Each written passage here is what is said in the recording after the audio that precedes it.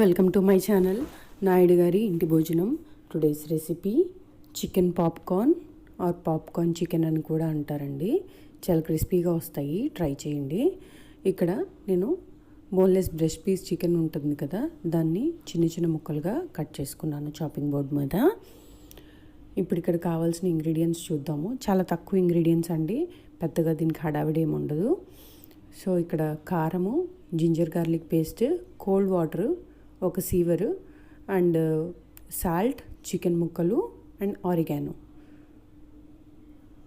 అండి. Pizza seasoning అని కూడా అంటారు కదా, మనం పిజ్జా పైన టాపింగ్కి ఇస్తాడు కదా, అది మీరు స్టోర్ చేసి పెట్టుకునే ఏమన్నా ఉంటే వాడుకోవచ్చు.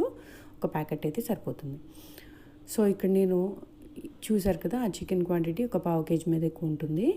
సో దానికి నేను ఒక 1 స్పూన్ జింజర్ గార్లిక్ పేస్ట్ వేసుకుంటున్నాను. దీనిలోకి ఒక ఎగ్ వైట్ ఇందాక నేను ఇంగ్రీడియంట్స్లో చెప్పినట్లేను, ఒక ఎగ్ వైట్ అండి. ఒక చిన్న ఎగ్ ఉన్నట్లో కొంచెం చిన్నగా ఉన్న ఎగ్ చూసుకొని దాంట్లో ఒక ఎగ్ వైట్ వేసుకోండి, ఎందుకంటే ఎగ్ వైట్ ఎక్కువైనా కూడా జారుగా అయిపోతుంది. దీంట్లోకి సాల్ట్, సరిపడా సాల్ట్, ఒక 3/4 స్పూన్ వరకు కారం వేసుకుంటున్నాను నేను ఇక్కడ. అండ్ ఆరిగానో చూసారు కదా, పిజ్జా సీజనింగ్ స్నాపిన్ అని ఉంటుంది అనుకుంటా, ఆ ప్యాకెట్ పేరు నాకు ఐడియా లేదు. స్నాపిట్ ఆర్ స్నాపిన్ అని ఉంటుంది అనుకుంటా, అవి దొరుకుతాయి, మీకు తెచ్చుకోండి. లేకపోతే మీ దగ్గర డామినోస్ ఆర్ పిజ్జా హట్ వాళ్ళు ఇచ్చిన పిజ్జా టాపింగ్ ఉంటుంది కదా, అది వేసుకోవచ్చు. పిజ్జా సీజనింగ్ అని ఇస్తారు కదా మనకి, చిల్లీ ఫ్లేక్స్తో పాటు అది వేసుకోండి. సో దీన్ని ఒకసారి మిక్స్ చేసేసుకొని దీన్ని ఒక 1/2 hour వరకు ఫ్రీజర్లో పెట్టుకోవాలి. సో ఒకసారి మిక్స్ చేసుకుంటున్నాను నేను. ఇంతే అండి, దీంట్లోకి పెద్ద హడావిడి ఏమి ఉండదు. మైదా పిండిని కోట్ చేసుకోవాలి తర్వాత. సో ఇంత వెట్గా ఉంటే అది కోట్ అవ్వదు సరిగా, అండ్ దీనికి పట్టిన మసాలా కూడా వదిలేస్తుంది వాటర్లో డిప్ చేస్తాం కాబట్టి. సో దీన్ని ఒక 1/2 hour, ఒక 1 hour పెట్టుకున్నా కూడా మంచిదే. కాకపోతే 1 hour పెడితే ఫ్రీజ్ అయిపోతుందేమో అని నేను ఒక 1/2 hour చెప్తున్నా అండి. 1/2 hour ఈజ్ ఎనఫ్. 1/2 hour పాటు మీరు ఫ్రీజర్లో పెట్టుకోండి. ఫ్రీజర్లో పెట్టుకొని తీసిన తర్వాత ఒక ప్లేట్లోకి మైదా తీసుకొని ఒక్కొక్క ముక్క దీంట్లోకి వేసుకుంటున్నాను. వేసుకొని ఒక్కసారి పిండి కోట్ చేస్తాను. అదిగోండి అలా వేసుకోవాలంతే. అలా వేసుకుంటే దానికి పిండి కోట్ చేసుకోవాలి ఒకసారి. ఫస్ట్ నేను చూపించిన విధంగా చేయండి. చూసారు కదా, ఇలా పిండి కోట్ చేసుకోవాలి ఫస్ట్ ఒకసారి. చాలా జెంటిల్గా చేసుకోండి, లేకపోతే దానికి ఉన్న కోటింగ్ అంతా పోతుంది. లైక్ మీరు కారం అవి వేసుకున్నారు కదా, జింజర్ గార్లిక్ పేస్ట్, అదంతా పోతుంది. అదంతా పోకోకుండా కొంచెం జాగ్రత్తగా ఇది చేసుకోండి. ఇప్పుడు వీటిని ఇందాకలా నేను ఒక జాలి గరిటె తీసుకున్నాను కదా, సీవర్, అదిగోండి చూసారు కదా, దాంట్లోకి వేసుకోవాలి. అట్లాగా ఆ పిండి అంతా దులిపేసి దీంట్లోకి వేసుకొని ఒక్కసారి కోల్డ్ వాటర్లో డిప్ చేయండి. నేను మనం మామూలుగా రెగ్యులర్గా చల్ల వాటర్ పెట్టుకుంటాం కదా బాటిల్స్లో, ఫ్రిడ్జ్లో, ఆ వాటర్ తీసుకున్నాను అండి. మరీ చిల్లింగ్ కూల్ కాదు, ఆ వాటర్ అయితే సరిపోతాయి. ఇదిగోండి ఇలా ఒకసారి డిప్ చేసుకోవాలి ఆ వాటర్లోకి, అంతే. మరీ ఎక్కువగా ఆ పిండంతా పోయేదాకా కాకోకుండా ఊరికే అలా ఒకసారి డిప్ చేసుకొని మళ్ళీ దీన్ని మైదా పిండిలోకి వేసుకోవాలి.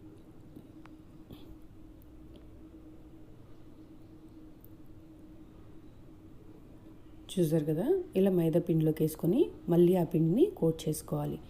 క్రంబుల్గా అవ్వాలి, మీ పైన కోటింగ్ క్రంబుల్గా అవ్వాలి. మీకు క్రంబుల్గా అంటే అర్థమవుతుందేమో, అంటే మైదా పిండి ఇట్లా స్మూత్గా కనపడుకోకుండా కొంచెం విరిగినట్టుగా మీకు పైన కనిపిస్తుంది టెక్స్చరు. నేను చూపిస్తాను, ఒకసారి చూద్దురు కానీ. మీకు ఆ టెక్స్చర్ వచ్చే వరకు పిండిలోకి కలుపుకుంటూ కోట్ చేసుకోండి.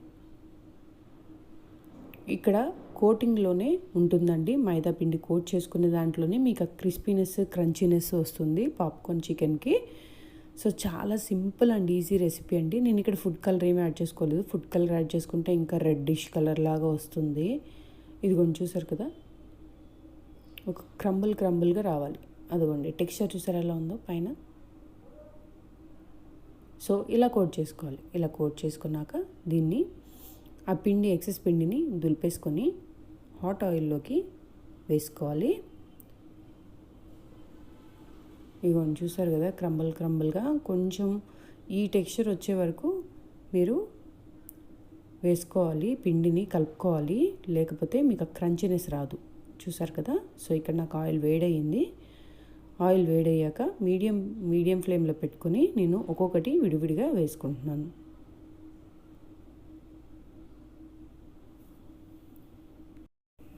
ఇదిగోండి, చూసారు కదా, అట్లా వేసుకోవాలి.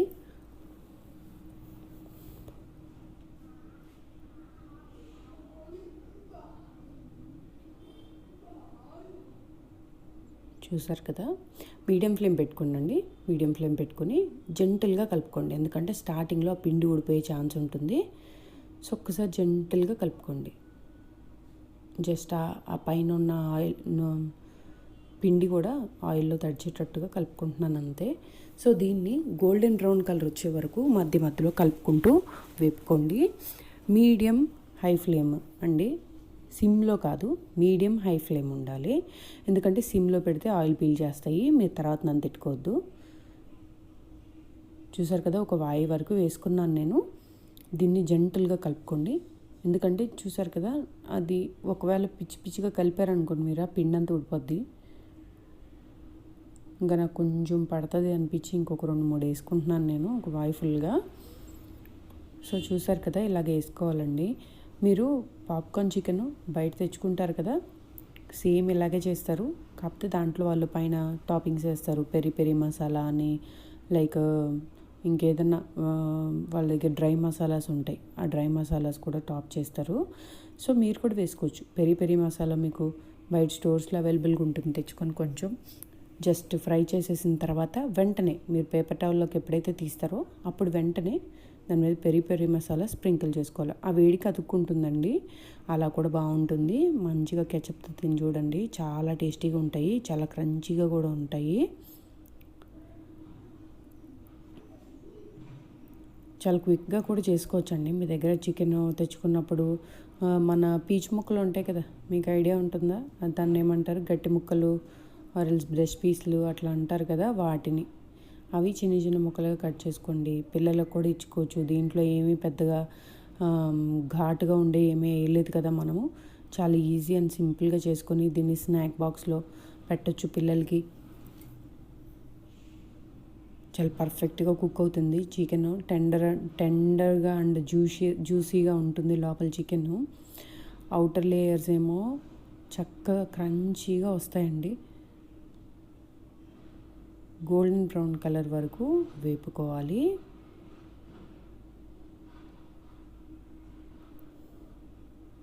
మధ్య మధ్యలో కలుపుకుంటూ వేపుకోండి. చాలా తక్కువ నూనె తీసుకోండి, ఎందుకంటే నూనె మళ్ళీ వేస్ట్ అయిపోతుంది. అందరూ చికెన్కి వాడింది మళ్ళీ వెజిటేరియన్కి వాడరు కదా.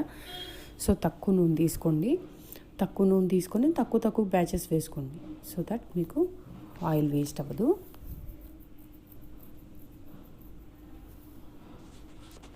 లైట్ గోల్డెన్ బ్రౌన్ కలర్ రావాలండి. ఇంకా మరీ మాడనివ్వద్దు, మాడితే బాగోదు, ఇంకా కూడా వేగినా కూడా బాగోదు.